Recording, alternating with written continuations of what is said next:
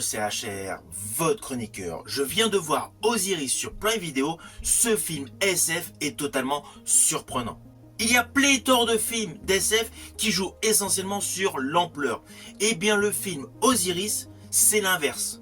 Il fait un choix beaucoup plus audacieux, il resserre son histoire, son récit, en enfermant ses personnages. Implicitement, nous les spectateurs, on a réellement l'impression d'être avec eux. Dans un espace confiné, étroit, un vaisseau spatial, qui a un côté mystérieux, organique, à la limite vivant.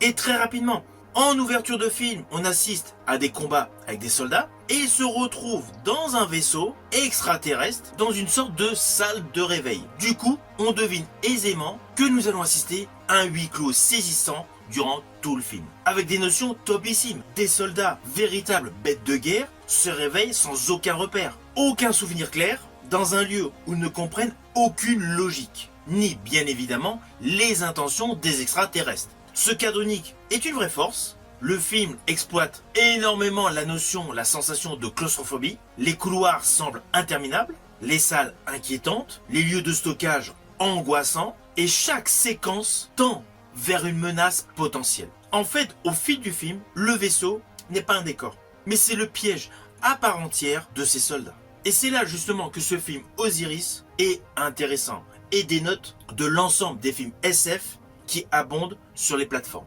Plutôt que de multiplier les lieux, les sous-intrigues, le film se concentre sur la survie, la peur de l'inconnu et surtout une tension permanente. La caméra reste très proche des protagonistes, on suit le mouvement, comme dans un jeu vidéo, les lumières sont froides, peu de détails sont discernables, on ressent une réelle volonté du réalisateur de créer des scènes anxiogènes. Alors, il y a ici et là quelques moments d'action, logique, des combats.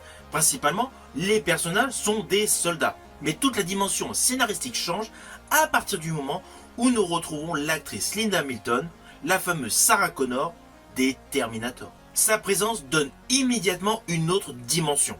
Elle incarne une figure marquée par l'expérience, la rudesse de la vie, sans en faire trop. Elle impose une autorité naturelle, je dirais même instinctive. En sous-couche, on va pas se mentir, elle rappelle pourquoi elle est devenue une véritable icône du cinéma SF.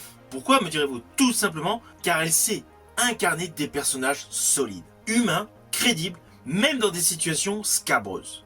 Mais là où le film Osiris marque essentiellement des points positifs, c'est dans sa construction narrative. Et surtout, le twist final, la scène de clôture de ce film est totalement bluffante. Ainsi, dans ce film, on avance dans le vaisseau spatial comme dans un labyrinthe mental, sans jamais être certain de ce qui se joue réellement. Car c'est vraiment le final de ce film qui démontre sa carte maîtresse. On comprend réellement pourquoi les personnages sont là.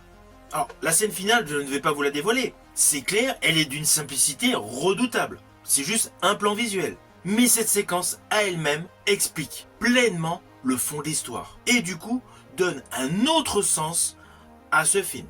En ce qui me concerne, ce final agit comme un choc silencieux. Il ne cherche pas à surprendre artificiellement, c'est clair. Il cherche tout simplement à faire réfléchir. Et cela fonctionne.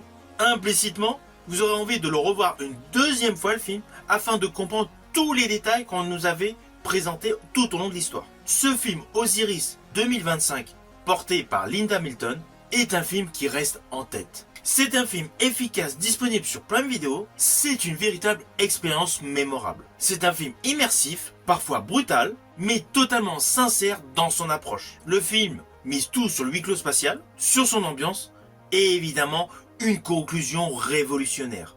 C'est un film naturellement que je vous invite à découvrir sur Prime Video. N'hésitez surtout pas à me mettre en commentaire votre point de vue sur ce film Osiris 2025.